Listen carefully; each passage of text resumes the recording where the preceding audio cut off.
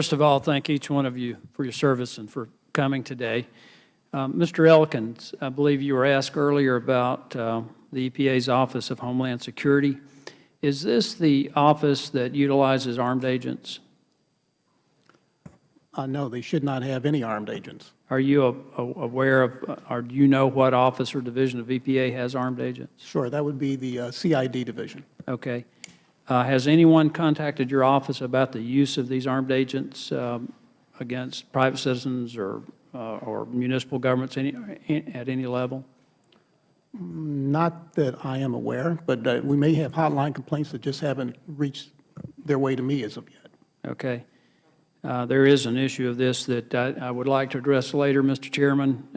This may not be the appropriate forum for that, of the EPA using armed agents, particularly against a small town in Alabama where they showed up at the waste treatment facility, full body armor and weapons drawn. And I would think that'd be an area that would be of interest to the Inspector General's office in terms of oversight. That's a little heavy-handed. Mr. Buller, in regard to the situation at the Peace Corps, were any of the people who were involved in the sexual assault prosecuted? We have had instances where we have had prosecutions for sexual assault. Most of the instances of sexual assault involved host country nationals, so they are prosecuted in their country. Were there any cases where the prosecution may have been impeded? As far as this new policy that's been implemented? Right. It's only been in place for about a year. And if a volunteer chooses to go restricted reporting, there is no prosecution that's done. Okay, then can you speculate or maybe you can give an answer as to why your investigation would have been impeded? It wouldn't necessarily have been my investigation. It would have been the investigation of the host country where the incident occurred. But when a person decides to file a restricted report, it doesn't go outside of a specific chain of people. So there would be no possibility for the local law enforcement to get the information. Okay.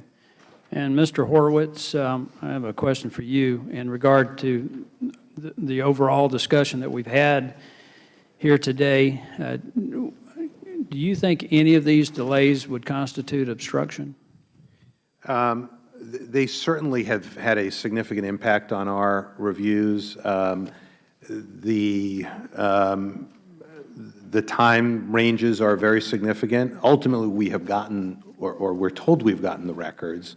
So I think that's where it stands at this point. They have certainly, for the time when we're not getting them, they've obstructed us and prevented us from completing our work in a timely fashion. In regard to a timely fashion, then particularly where it involves political appointees, would that could that be considered an act of running out the clock?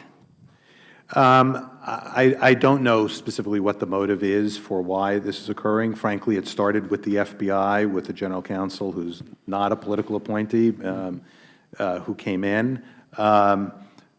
But there certainly could be more done to resolve this quickly in terms of the OLC opinion, it seems to me. Again, we just need an opinion. Hopefully it'll be good, but if it's not good, that will allow Congress to look at what is problematic from the Department standpoint and then correct the problem. Well, to echo what Congressman Carter said, we do appreciate the work that you're doing. I think it's absolutely critical that we have transparency and oversight and accountability, and anything that can be done to expedite your work needs to be done. I think we owe it to the American people to restore confidence in our government, and I thank you for the job you're doing and for your willingness to come before us today. I yield the rest of my time, Mr. Chairman.